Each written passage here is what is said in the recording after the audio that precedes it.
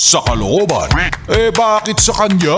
Nasa pangalan na, nasa mukha pa. Ganda ka? Ganda yarn. Ito na, ang nagmamaganda at feeling diva. Ganda Wanda!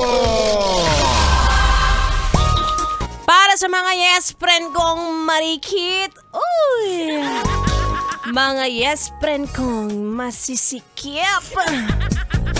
Masisikip ang pantalon at wala nang maisuot ngayon. Wala Ang sarap kasi talaga kumain, no? Ang sarap kumain lalo na kapag libre. Anyway, it's me. It's a girl DJ Gandawanda. Kasama yun na dito sa 101.1 Yes FM. At alam nyo ba? Feeling ko alam mo to, nakaka-relate ka dito. Na kahit 2025 na, at ano na ba ngayon, March? Matatapos na nga ang March Napakabilis, di ba?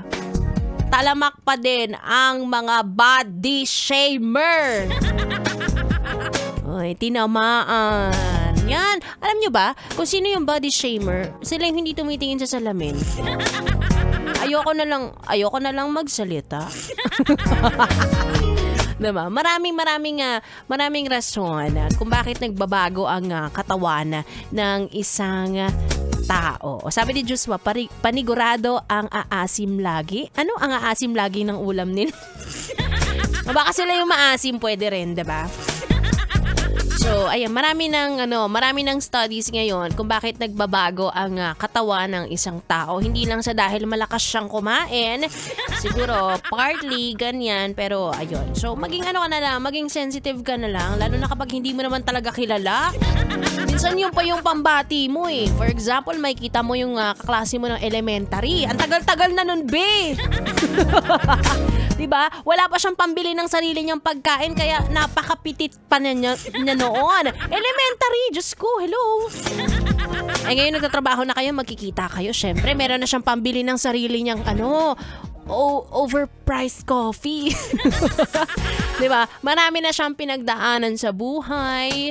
Diba? Nagbago na ang kanyang itsura. Tapos ang una mong sasabihin sa kanya, hoy! Tumaba ka! Hindi mo man lang napansin na kumapal na ang buhok niya. Mga ganon. So, hindi siya magandang pambate. Ano ka ba? Tsaka lagi ko sinasabi sa inyo, huwag niyong pupunahin ang isang tao or sitwasyon ng isang tao kung hindi niyo siya kayang baguhin sa loob ng 10 segundo. Para sa mga yes friend kong matatabi lang dila at hindi mapigilan na mamuna ng itsura ng iba. Isa pang tip para tigil-tigilan mo na yan, tumingin ka muna sa salamin, ha? Anyway, nag-uumpisa pa lang ang ating gabi. Kaya naman, samahan nyo na ako dito lang sa stasyong number 2 sa Metro and Mega Manila. One word lang yon, yes. 101.1, yes, FM, solid.